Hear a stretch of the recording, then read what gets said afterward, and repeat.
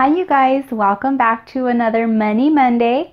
I am excited to share my April recap with you guys. I didn't do too bad in April. One thing that threw me off though was the gas prices. I don't know if you guys have recognized, oh my god, our gas prices in California have went up so much. They're past $4. So I didn't really take that into account because that's something that kind of happened overnight. First things first, I'm going to talk about the savings challenge that I gave myself last month. That was to save all the $5 bills that I got as change. And that was an epic fail, but that's no worries. I never realized how many $5 bills you really get for change. There was a point where I went shopping the second week of the first paycheck and they gave me $30 worth of $5 bills. Like, what am I going to do with this? I can't save all of this. I need to buy groceries. So I ended up saving, I think, $15. So 3 $5 bills from a separate purchase. But I couldn't use my grocery money to put away because that would leave us with nothing. So, and I ended up going to Sam's Club last month because we were running out of like literally everything. So there was no way. I failed that challenge. The second thing that I accomplished last month from the goals that I set out was I finished The Wealthy Gardener finally. It took me 2 months. That book is thick. And I didn't even get through reading the hard copy. I had to download in Audible. But it's really hard for me to read a book because I have so much going on. I work full time with all of like the doctor's appointments that I have for me now, plus with their Cadence's therapy appointments. I like never have time to do anything. So the Audible comes in handy because I can listen to it while I'm on my way to work, on my way to appointments, in between appointments, things like that. So it's just a lot more convenient. But I love that book. And I'm so glad that I have the hard copy because I think during my maternity leave, I'm going to go back and actually read it because it has a lot of really good points about life. It's not only about like building wealth and prosperity. It's very motivational and it's just very eye-opening. And so I would recommend it to anybody who needs some motivation, who needs like direction in their life, who feels stuck and like wants some kind of like direction or inspiration. Totally recommend it to anybody feeling like that. And this is what it looks like by John Sofrick. So it was really good. Totally recommend it. As you guys know, I started off this journey saying that I was going to pay off debt and do the debt snowball, but finding out that I was pregnant, and according to Dave Ramsey, which is who I'm following on my debt-free journey, his biggest suggestion is to just stockpile all of your money for maternity leave because you never know what's going to happen. And so that's the plan that I've been following. This month I was able to put away $508 for my maternity fund. That brings me to $2,600. My end goal is $3,500. So I am $900 away. I'm so excited. He recommends saving and stockpiling all of your money and not worrying about debt for now until after you have the baby and you know that everything is fine. That makes total sense to me because, for instance, with my first daughter, we didn't expect to be in the NICU for a month. We knew that we were going to have the labor and delivery bill, which was going to be $500, but we never put away any money for a NICU bill, a 1-month NICU bill. So that kind of came out of nowhere and really hurt us and put us into further debt. And so with this pregnancy, everything has been really good. But I was just diagnosed on Friday with SPD. And so that's going to be cutting my hours from 40 hours a week to 32 hours a week.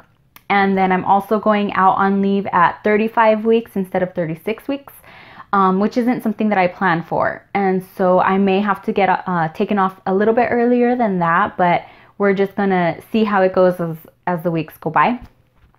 But I mean, it's a good thing that I've been putting away money for maternity leave because just like my daughter's case and just like this case now, unexpected things happen, and so you just want to be prepared. You don't want to have to put your groceries on credit cards or anything like that. Even though I'm not following the debt snowball right now, I don't want to put myself further into debt to have to pay off more after I have the baby.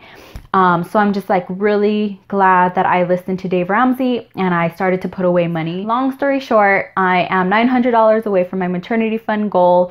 I'm still going to continue to save and stockpile. And then once I have the baby and everything is good and, you know, I'm just in bonding time with the baby, that's when I'm going to start doing the debt snowball again. I'm going to talk about April's budget because this is a budget recap video. Those were my goals. Now we're on to the budget. We had $20 left over from our pet fund last month. And then I also had $20 left over from our household fund. We spent all of our other categories, which is fine because that's what the money is there for. But we didn't go over. Actually, I'm lying. We went over in gas. Those darn gas prices have just skyrocketed overnight. So in California, we're paying over $4 for a gallon of gas, which before we were paying maybe like $3.50 to $3.80. And so that completely threw off my whole gas budget. I had the $20 left over from my pet fund, which I was like so excited about. And I had to end up using that for gas to put in an extra few gallons of gas because I had ran out of gas before my next envelopes were ready to be, till I was ready to put more cash into my cash envelopes. So I have to kind of like reallocate my budget a little bit or add in a little bit more just to take into account the rising gas prices. So I'm hoping that they don't go up anymore. But other than that, all of our other categories, we were right on track, which is very good. We had the $20 left over in our household, which I'm rolling over into May's household because I want to finish organizing the girls' room and I need to buy some like floating shelves and just some organizing tools. So on to May's goals. Our goals for May are saving another $400 for the maternity fund. If I save $400 this month, that'll bring my fund to $3,000. So I'll only be $500 short of my goal, which I think I can knock out in the month of June. I'm hoping. The way that I'm planning it is for it to be knocked out by June.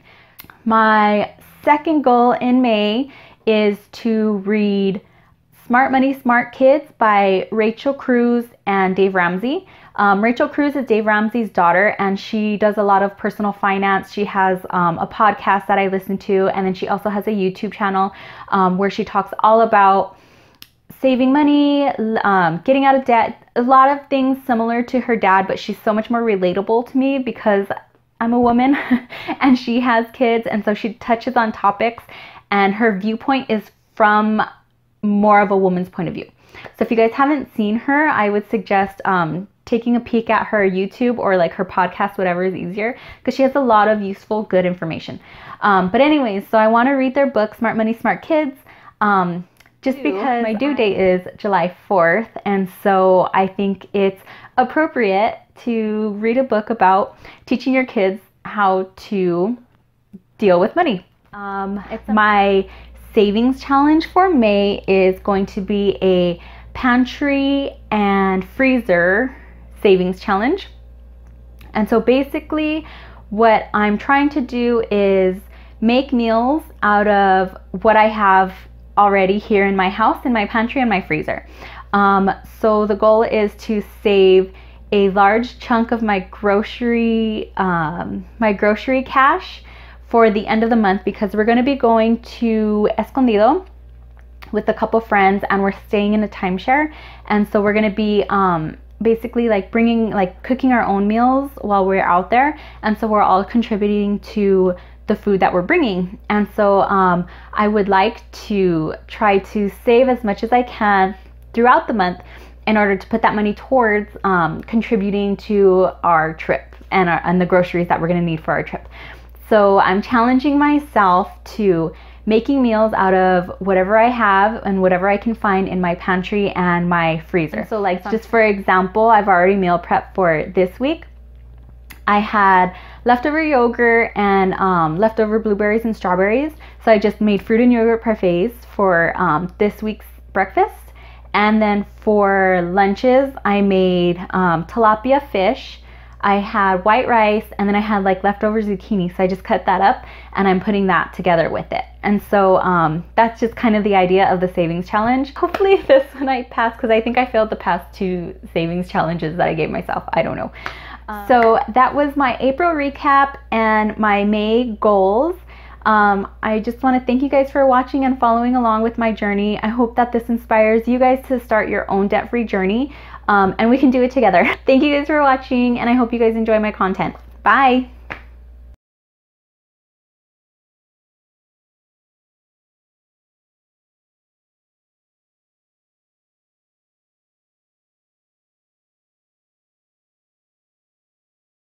But